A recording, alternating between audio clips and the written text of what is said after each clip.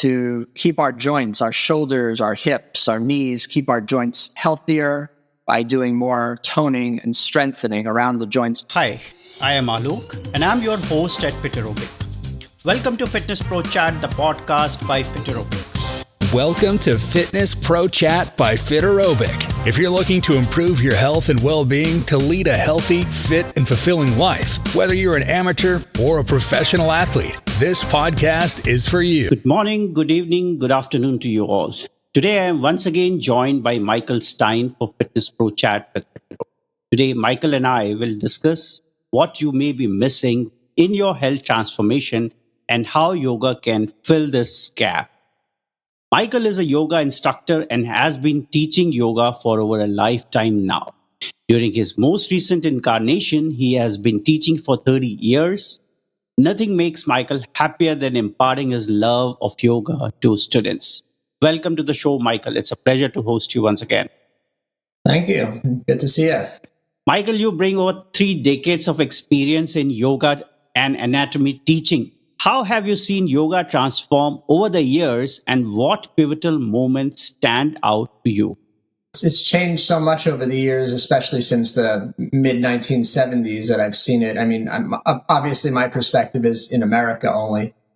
So it went from a much more known as a gentle form of exercise with a lot of pranayama and meditation, much more gentle on the joints and the muscles, and a lot of stretching, to now being much more about almost like a hybrid, the way it's taught these days. A lot of strengthening, taking into account some Pilates and calisthenics and core strengthening, and a lot of the postures, the classical postures, have definitely been altered in many ways by different teachers to make them and to creatively change them a little bit to stretch different parts of the body, and I guess also to keep students interested over the years. So it's changed a lot. And of course, it's in all the different cities, all the different gyms, everything has transformed.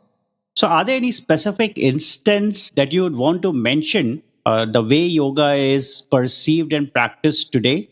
I think the fact that it jumped into the gyms was a big change. That it became something that was first in yoga studios, then it seemed like all of a sudden every gym had to have yoga classes and many yoga teachers, and that was a big change. The big changes when Ashtanga yoga became Vinyasa yoga was a big change. Ashtanga yoga was from Sri K. Patabi Joyce in Mysore, India, and a lot of his disciples spread along the planet all over the place. But then it kind of got filtered down into Vinyasa yoga, so that became a big change. So that was not really Vinyasa is now so popular. It's everywhere, but it wasn't exactly really a style of yoga in and of itself. It didn't have its own lineage. Mm-hmm. Well, you also have been experienced in anatomy, and you have a great understanding of body mechanics and how it influences each yoga pose.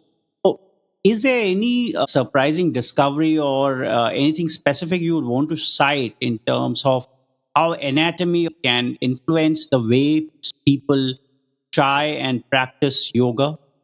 Yeah, that's a big subject. That's interesting. Well, first of all, as I said, yoga was often seen as just stretching years ago.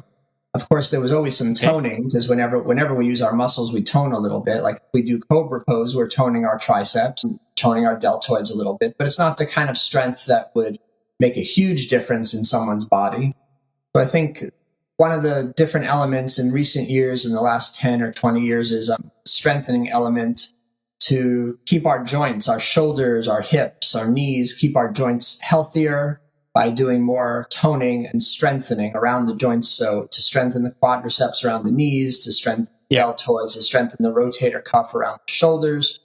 And that's been picked up on more, I think, in yoga classes, an understanding of how important that is, especially as we get older. I teach a lot of seniors, and sometimes we make the mistake of thinking strengthening is for people who are younger and stretching is for people who are older, whereas it's really the opposite in a lot of ways. I think we should change that paradigm. As we get older, we need to strengthen more. We need to be more aware of strength in our hips and our balance, especially. We don't want to fall and hurt ourselves or break a hip or shoulder. younger people probably need to stretch more, actually, because most, especially young men, can be so tight, and that leads to a lot of lower back injuries. So the idea of using strengthening in yoga classes is a big change. Also, I've noticed in inversions, like one thing that comes to mind is headstand. Headstand was often a posture that was done a lot in yoga classes, and it still can be done a lot, but I think it needs to be done in a safer way. Certain things aren't done as safely, so people would put too much weight on their neck and hurt the cervical vertebra in the neck by putting too much weight on their head and neck. So things like that. There's been a lot of discoveries about the knees as well, how we overdo a lot of things with our knees. Yoga demands a lot of the knees, probably more than any other practice. So we have to be very cautious about how we approach the half lotus postures or even full lotus. You mentioned yoga doing more of stretches when you are young, and as you become older, you try and go for more of strength exercises. So how exactly an individual keep a balance of both, especially when they are in their mid-30s or 40s, and when the chances of getting any sort of ailment is higher? Creating your own personal practice is a very challenging thing. It usually is very helpful to have someone guide you if you're new to it, especially someone who understands the body, someone who can see where the strengths and the weaknesses lie, and so to take into account with each individual is very different than doing a yoga class. Because in a class, a teacher can only guide students so much. If there's 20 or more people in a class, you can only help individuals on a small level, but a private class or a semi-private, you can really hone in on what the problems might be or what the history of the body is. That's important to look at the whole history of the body. How do you do that? It takes some time and understanding of what the anatomy is. At the basic level, you can obviously know where you're tight, feel where you're tight. Most people are going to be tight in the pectorals and the deep hip muscles and the gluteus medius muscle. A lot of people are tight in the hamstrings. It depends on the person. So to make focused stretches there. Some people will tell me that they stretch regularly, but then I'll see that they're not really focusing on something that targets the muscles that they're really tight in. Like for instance, the piriformis muscle. It's a very muscle talked about a lot, a deep hip muscle. And sometimes people will stretch without ever really targeting the stretch of the piriformis, and that doesn't really help them if they're having certain pain in their hip. True. Are there any guidelines on stretching for how long they should be stretching each of these muscles while doing the stretch exercises? I don't so much believe in guidelines for each muscle. I mean, every time we stretch, you're stretching a group of muscles or many muscles. Definitely want to relax the nervous system while stretching, so that can by breathing deeply and maybe slower, long exhalations for at least 6 to 10 breaths. That relaxes the nervous system. That will allow the muscle to relax and allow the muscle to deepen the stretch. So the nervous system, we're learning more and more about how that is so important for our whole body, whether we're doing yoga or not. Obviously, we have our triggers during the day. So as they say, doing yoga and releasing some of the stress in our bodies by doing yoga, meditation, stretching, that will allow us to be more conscious, be more mindful during the day, because we won't have stresses in our body. We're not holding on to as much tension. I'd say the main thing is to find the stretches that are important and to really use your breath to focus on relaxing while you're doing them. I've spoken with a few of the experts, and everyone talks about yoga being a mind-body connection. So what are your thoughts on building that or cultivating the mind-body connection in your teaching, especially considering the current pace of modern life? The current pace of modern life is pretty insane. My own practice is more about a mind-body connection than my teaching, to be honest. Even though I teach a lot of yoga, I'm not the type of individual that tells people that they must cultivate a certain connection. I try to influence it just through the class a little bit, but I don't. So a lot of teachers I know do talk about that more and talk about philosophy more than I do. It's just not my style in a class. I do it more on an individual basis or with my own personal practice.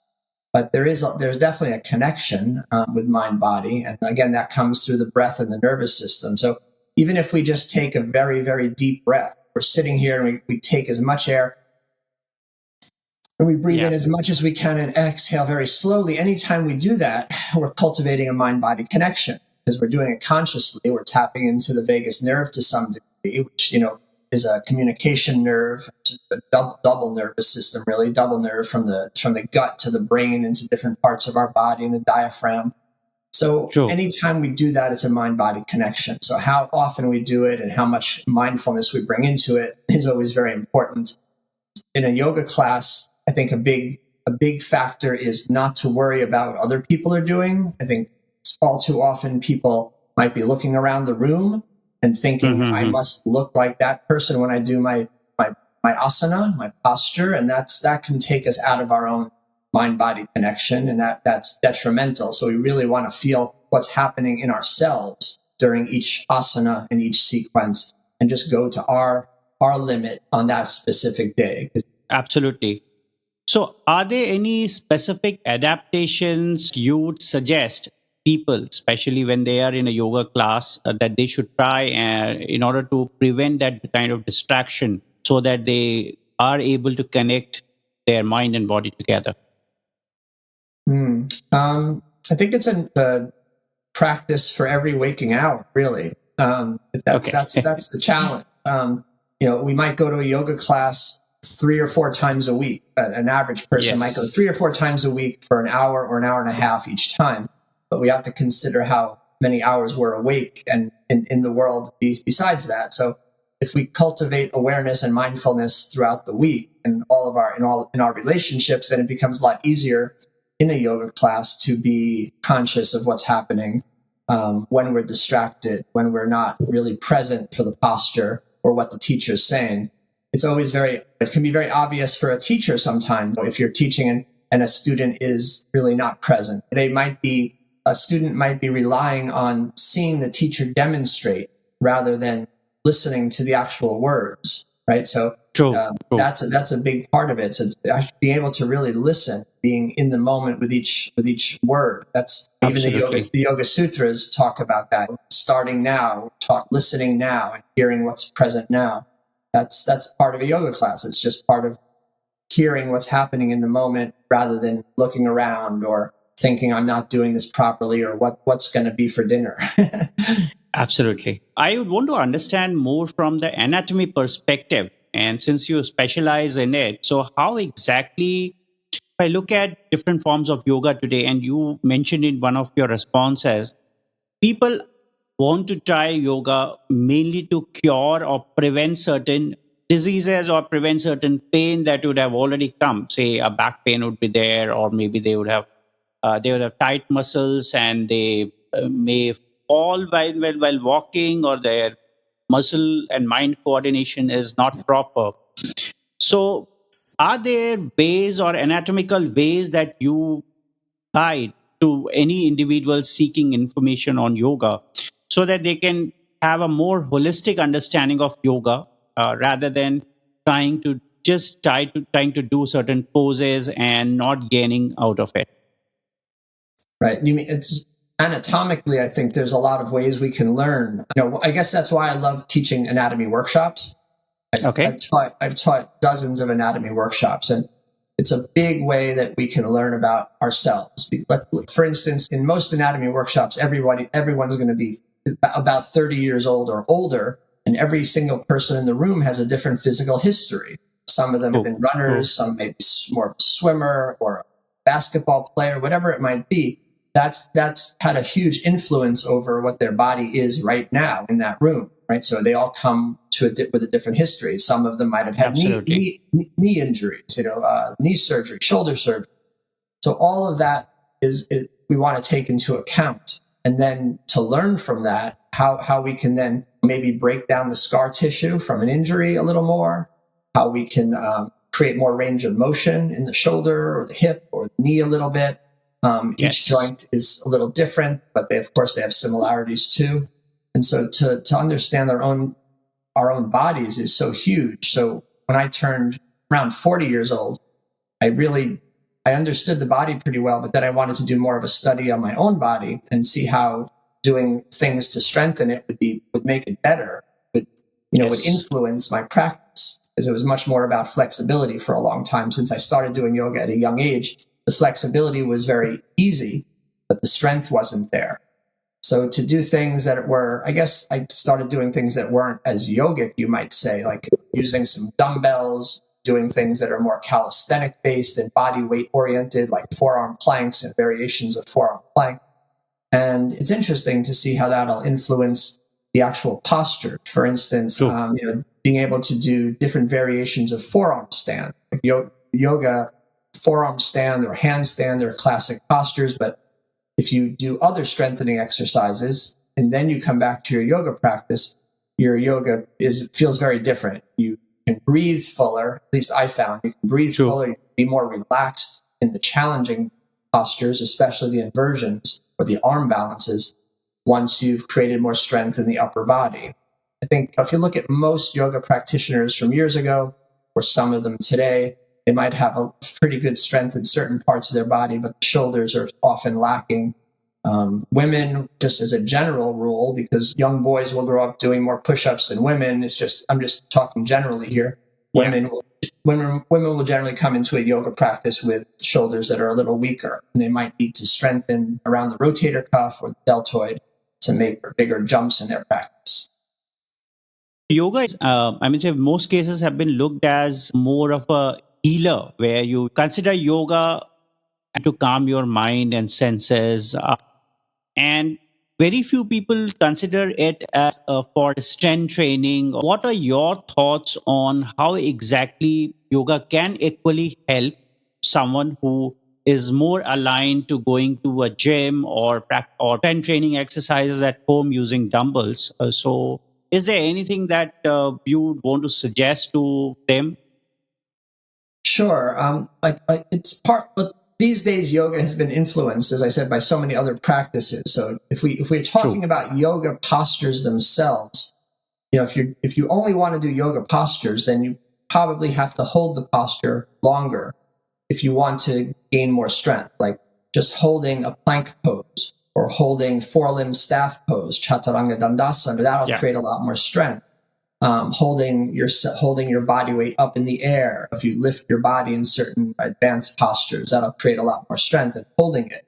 I find that's one way, and that's just using the yoga asanas themselves.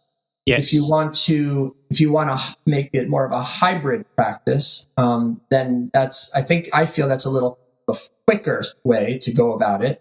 Adding calisthenics into the practice. Body weight calisthenics goes very well with yoga because we're in body weight calisthenics. You're not using anything external. You don't have to use dumbbells or ropes or anything. But it is a challenging practice. So you can do different variations of plank pose or forearm plank or handstand. You can even use the wall for handstand and do variations. For instance, a lot of people are scared of going upside down, but if they put their feet on the wall and handstand, they might even be able to do a few handstand push-ups. And it's important to remember we don't have to do everything 100%. In other words, if you're doing a handstand push-up or a forearm plank, you can always modify it. You can always take one knee to the floor. You can always just bend your elbows a little bit in a handstand push-up. These are still challenging practices. And for people who can't do that at all, there's still the variations of plank pose. For instance, if you're in a push-up position with straight arms, which most people can maintain, you can move your legs. So we have the heavy femur bone and the heavy tibia bone. We can use these as weights, and we can move the legs in different positions, like bringing the knee towards the chest or to the elbow. Again, that's more like calisthenics than yoga. But it is a very quick way to build strength if you have the discipline. And I always tell my students, if you want strength, it's just about time and discipline. If you want flexibility, absolutely, yes. Yeah, right. Flexibility can take a lot longer. Flexibility can be, after a certain age, a lot of people are never going to do a full split after a certain age, but they can definitely get some gains in flexibility. Strength, you can get incredible gains if you work at it. mostly people that I have spoken to, everyone says as we age, yoga is not for me, especially people in their 40s or sometimes 50s or even higher. Everyone is of similar views saying yoga is not for me, it's only for people who have flexible bodies. So, how do you dispel this misconception and how do you help them to try and adopt yoga and make themselves stronger and flexible? Yeah, it's definitely a misconception. It's completely wrong. Because that's one of the reasons we use props in yoga, whether it's chairs or blocks or straps. It's very Uh-huh. important for people to be able to modify things if they need to. So, well, it's, first of all, we have to understand that's a very fear-based mentality. So anytime Okay. someone says, "Oh, I'm too old to take a big hike, or I'm too old to dance, or I'm too old to do yoga," any of these things, it's all fear-based. And we have to, Yes. I think it's important to let go of that fear first and foremost. Be open and curious about what we do with our lives, even more so when we get older, because we want to gain more neuroplasticity, right? We don't want to just let our brains solidify and go numb. Absolutely. Yeah. So yeah, no, people can all do yoga, and I'm actually teaching starting in the next year. I'm teaching a senior yoga teacher training to teach people Okay. how to teach seniors. And Uh-huh. some of the seniors I teach in their late 70s and 80s, they do incredible postures, very, warrior three poses and half moon without too much trouble. And then other people will need much more support or modify the posture to a great degree. So I think the key is modification and understanding where we're at, to come at it from Yes. where you are. And then Yeah. there's always ways to do your practice. You can just take your hands to a chair and stretch over one leg. And that's one way to do a simple stretch. There's always something to do. And if we do nothing as far as stretching or yoga, we're pretty much guaranteed to become knotted in our bodies, and our bodies are going to become like a rock over the time. True. Our posture goes from upright to rounded. That's what will happen. Gravity is constantly Yes. pulling us. So Absolutely. our objective in yoga is to lift ourselves, into a good posture. As Iyengar, you could see Iyengar in his later years, had an incredibly upright posture. It's from regular, consistent practice, obviously. Absolutely. So how do you encourage your students to integrate yoga into their overall wellness routines that they would be doing? I always say it's about consistency. So if someone is doing some yoga or any type of physical activity once or twice a week, and they're doing it very intensely for once or twice a week, I encourage people to do it every day, or at least 6 days a week. But if they don't have the time, just to do it for 10 or 15 minutes a day. So it's much healthier in my mind, and you get much more out of it if you do things regularly. You wake up in the morning, once you have an empty stomach, do some stretching, do something physical, even if it's just a few twists. Some people say they don't have time for their yoga practice, you can do a lot. You can do a lot in 10 minutes if you're focused. And one of the best times to do it is before a meal. If you're gonna be eating breakfast or lunch at a certain hour, do 10 or 15 minutes of practice before that, because then that you've done something before you eat, and that after we eat, none of us really want to do yoga or any type of physical activity. So Absolutely anything, true. whether to get your heart rate up, you can do squat, you can do up and down squats, you can do a few sun salutations is usually the best thing, just to stretch out and twist and do a regular routine before you eat in the morning. Are there any success stories or examples that you'd want to cite that would help all of us to gain certain inspiration, especially people who have been suffering with certain physical ailments? How you help them to come out of this of their challenges, and how yoga actually helped them to cure some of these ailments? Oh yeah, that's a good question. I mean, that's the best part of being a yoga teacher is when those things happen, right? Anybody True. who is a movement teacher loves that. So yeah, I was actually just at a meal at a restaurant not too long ago, and somebody came over to me. They were sitting at like 2 tables away, and they said, "Do you teach yoga?" And I said, "Yeah." And she said, "Oh, I haven't seen you in about at least 10 or 15 years, but you taught me yoga years ago at this gym." And she said, "I just want to thank you so much, because I didn't do yoga with you for very long, but the adjustments you gave me, the little hands-on assists you gave me, influenced things so much that I wanted to carry on, and I learned the proper alignment with you, and I kept wanting to do it over and over again." And I had all these. I honestly didn't remember her, because I've taught so much yoga, but it was so nice for her to come over and say that. And she said she had a lot of physical issues before that, and it was just the understanding of the proper alignment that made her want to do the yoga postures more. And then she kept doing it over the course of many years with other teachers. That was great. And I've had other students who have, especially some senior students. One senior student said that she actually was hiking with someone, and then tripped and fell. She's in her mid-70s, and she tripped and fell, but she was able to kind of like roll and not hurt herself. And she attributed it to all the balance work. Well, kind of funny that she fell, but we did a lot of balance work. But what I'm saying is she attributed the fact that she was able to move gracefully out of the fall to all the yoga. Absolutely. She didn't feel stiff in her body. She felt nice and loose.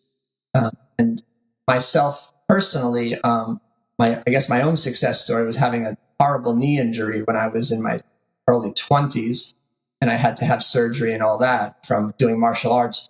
And then yoga it was mostly yoga that made me be able to come back and be able to do all the lotus postures and everything else. Doing a big posture that I would always recommend is 6 months to do it. But as you go, use props and sit on blankets and cushions, you break down the scar tissue, and you have to be very patient. But now my knees will do anything again. So now I'm double the age now of what I was earlier when I had the knee surgery, and my knees are probably healthier now than when I had the surgery. So that's always a good what you call inspiration for me and others. One of the important things which I wanted to understand from you, especially there are individuals who travel quite a lot. They do not get time to yoga. So how exactly these guys can find solace in yoga? Because mostly we have a notion that a yoga would take at least an hour to fix our health or fix our exercise routine. But are there a short 10-minute or a 5-minute yoga? Can it really help someone continue building their exercise habit, even if they do not get time to practice it for an hour? Yeah, of course. I mean, well, first of all, you mentioned traveling can be the hardest thing on our bodies, right? If we're stuck in an airplane, if we're sitting in a car for many hours at a time, it shortens our hip flexors, it tightens our back, tightens our piriformis. All these things happen through traveling, and so it's essential. I think it's essential to do stretches or to move your body in any which way. So 10 minutes is plenty of time to do. So if you do 10 minutes of real vigorous sun salutations, don't worry, you'll get so much out of it. I'll never forget an interview with the musician Sting. As most people know Sting from the Police, he does a lot of yoga, and he said that he would, obviously he's a celebrity, he has a lot of space to move, and his airplanes are, but he would do yoga postures and yoga sun salutes at the back of the airplane. So it's just something that becomes a natural thing if you make a habit of it.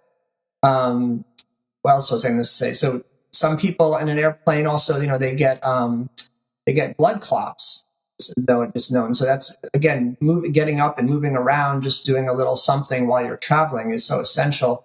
Helps the blood to flow. Hopefully not to clot or have a danger like that. Yes.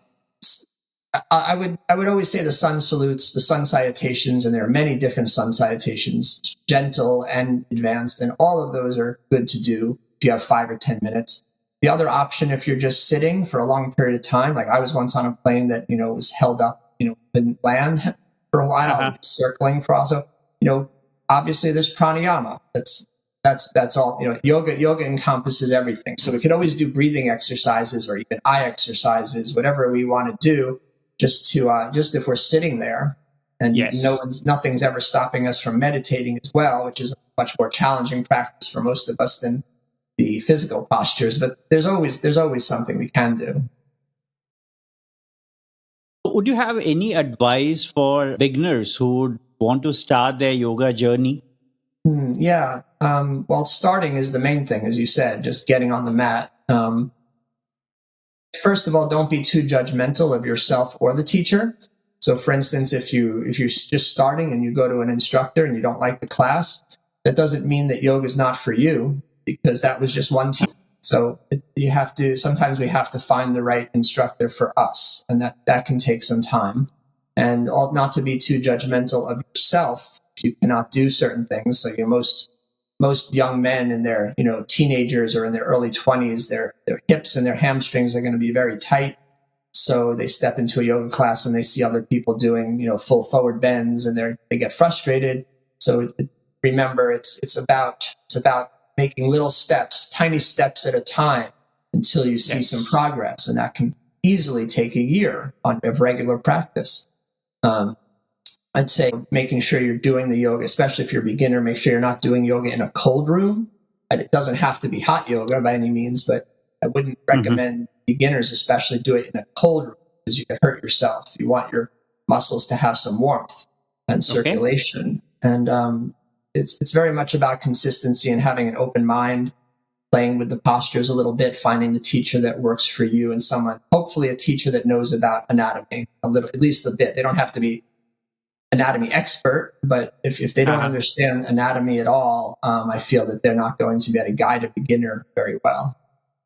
From what I understand is yoga should not be practiced in air-conditioned room because there is high probability that it may hamper with the blood flow.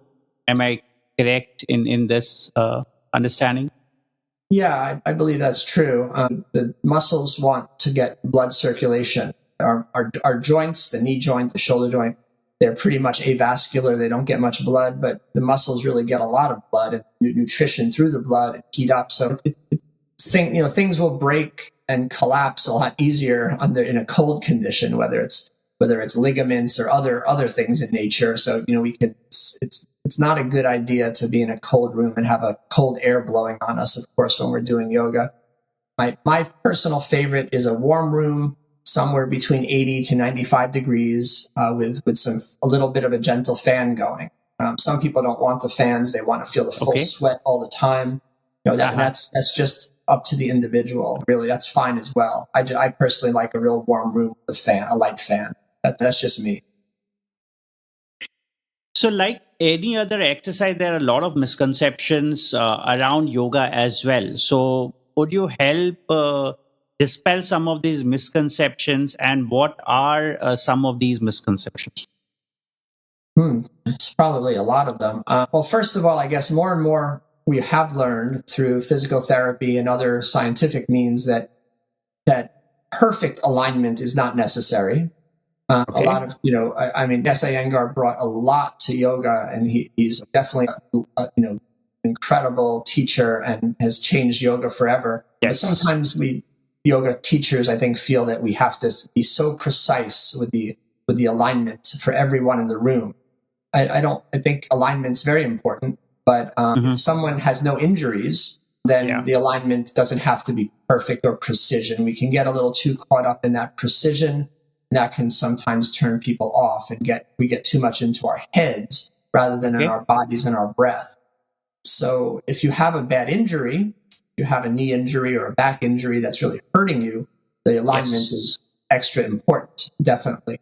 But as a general rule, I think we can understand the basic alignment, but then really feel our individual bodies and breath. That will help a lot.